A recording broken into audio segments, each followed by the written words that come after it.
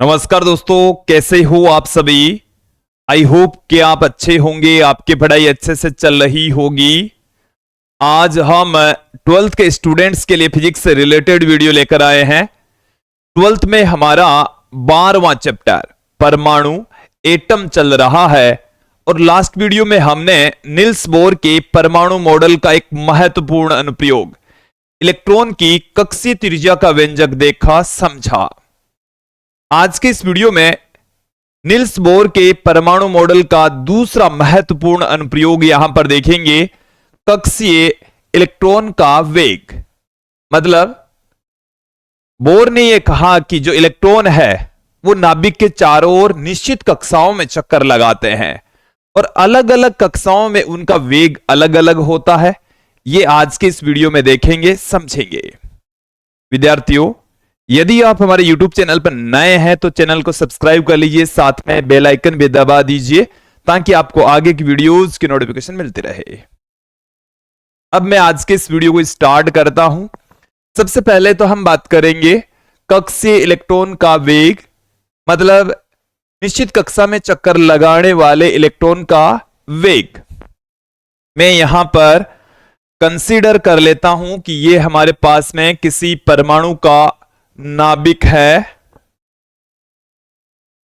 ये हमारे पास में किसी परमाणु का नाभिक है और हम जानते हैं कि नाभिक पर धनावेश होता है, तो ये नाभिक है, इस पर हमने धनावेश दिखाया है। अब इसके चारों ओर ये निश्चित कक्षाएं हैं, ये निश्चित कक्षाएं हैं और इन्हीं निश्चित कक्षाओं में इलेक्ट्रॉन चक्कर लगाते रहते हैं। ये पहली कक्षा है, ये दूसरी कक्षा है, ये तीसरी कक्षा है, इसी तरीके से चौथी पांचवी कक्षाएं मौजूद होगी। ये हमारे पास में है नाभिक और अलग अलग कक्षाओं में इलेक्ट्रॉन का जो वेग होता है वो अलग अलग होता है।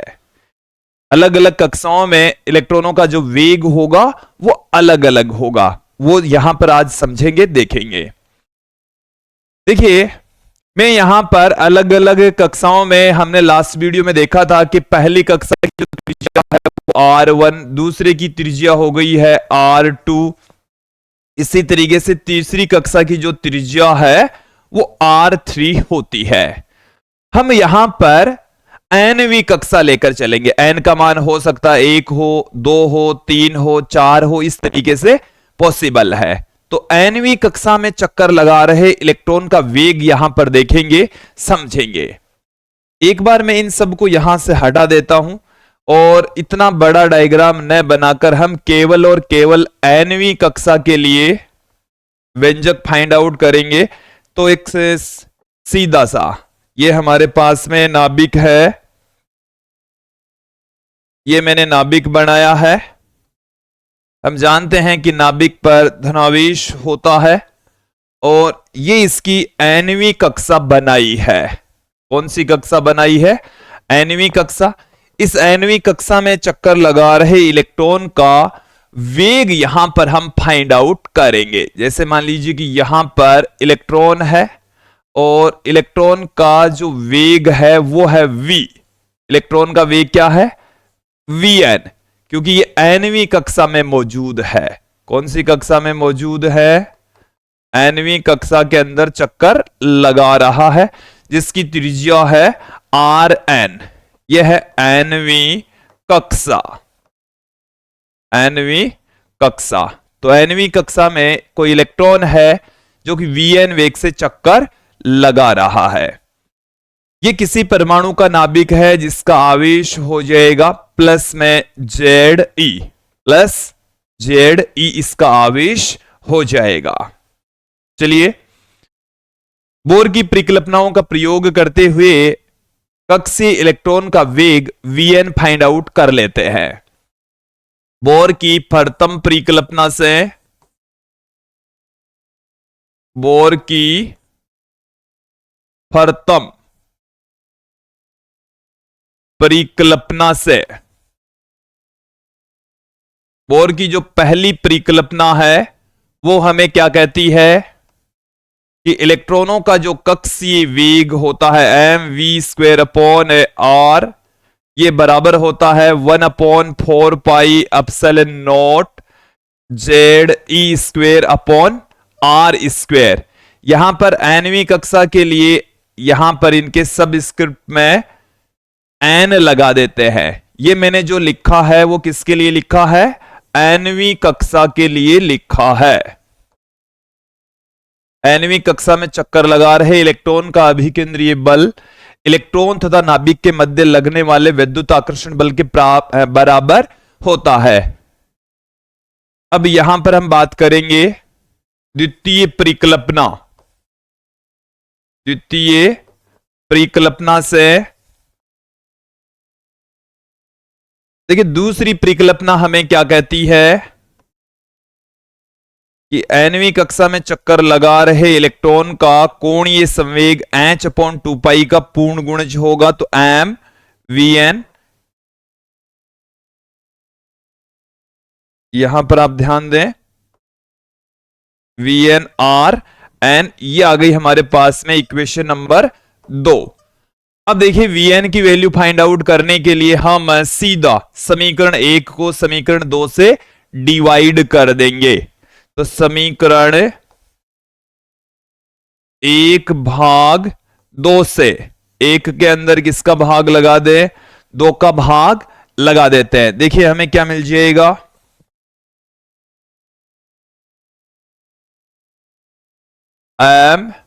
mv²/rn अपॉन mvn/rn बराबर 1/4πε0 ZE²/rn²। ये हमारे पास में आ गया है। ये बराबर होगा NH/2π के।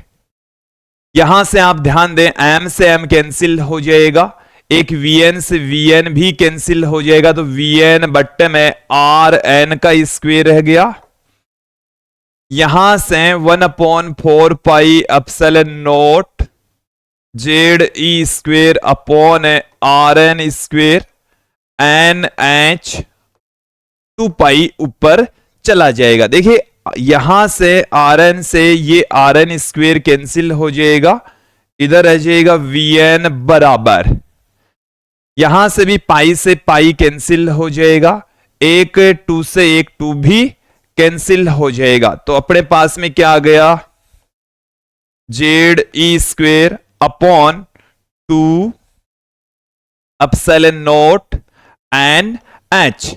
इसे हम इस तरीके से लिख सकते हैं, vn बराबर z बट्टे में n, ब्रैकेट में क्या रह गया? E² बट्टे में 2ε0 H रह गया। ये हमारे पास में nवीं कक्षा में चक्कर लगा रहे इलेक्ट्रॉन का वेग का सूत्र आ जाएगा, फॉर्मूला आ जाएगा। ओके, ये आपको समझ आ जाना चाहिए, क्लियर हो जाना चाहिए। अब यहां पर इसकी वैल्यू पुट करते हैं। देखिए ये वाली जो राशि आप देख रहे हैं E²/2ε0 H, ये सारी की सारी एक कांस्टेंट राशि है। 1.6 इंटू 10⁻⁻19 का स्क्वेयर अपॉन 2 ε0 की वैल्यू है 8.854 × 10⁻⁻12।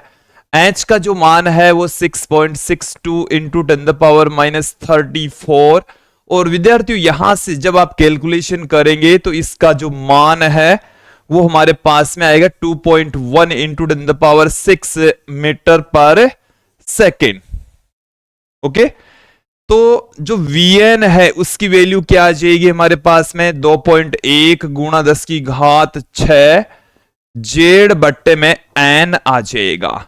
ये nवीं कक्षा में चक्कर लगा रहे इलेक्ट्रॉन का वेग आ जाएगा, जिसको हम कक्षीय वेग भी कह सकते हैं।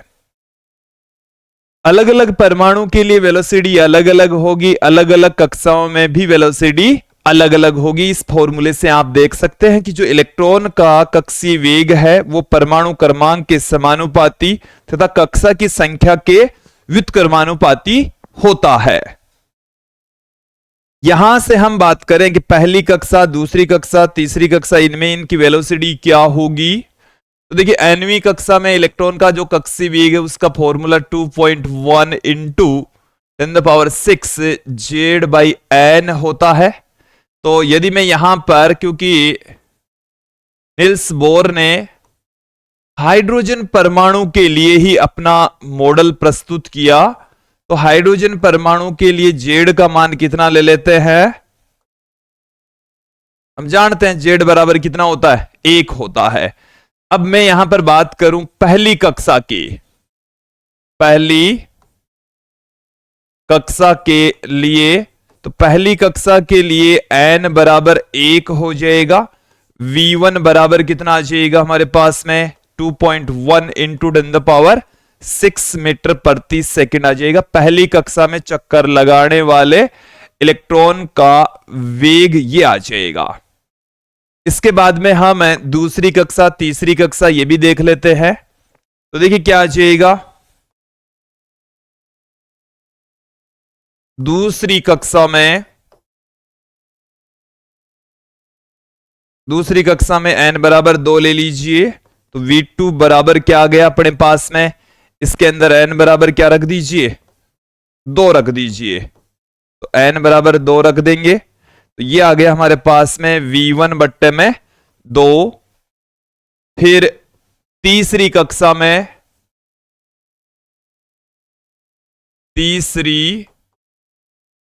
कक्षा में, n बराबर 3, V3 बराबर आ जाएगा अपने पास में 2.1 इंटू 10⁶/3, और ये आ गया V1 बट्टे में 3, V1 बट्टे 3 हमें प्राप्त हो जाएगा। इसी प्रकार से चौथी कक्षा में V4 बराबर 2.1 इंटू 10⁶/4, V1 बट्टे में 4 आ जाएगा।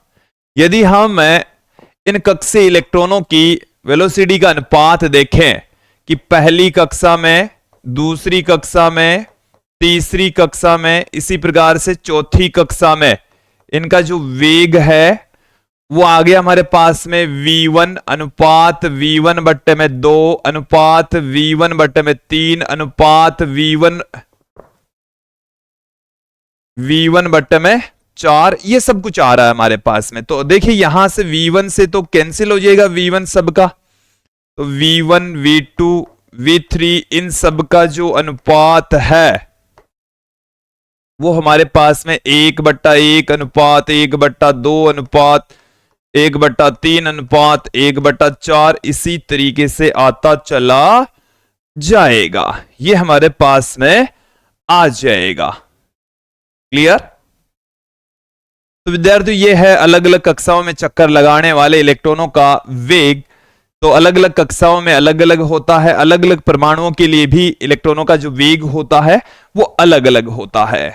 तो ये तो था आज का हमारा वीडियो, छोटा सा वीडियो और सिंपल सा डेरिवेशन, आसानी से आप समझ गए होंगे, ये टॉपिक आपको समझ में आ गया होगा। आज के इस वीडियो में इतना ही। धन्यवाद दोस्तों।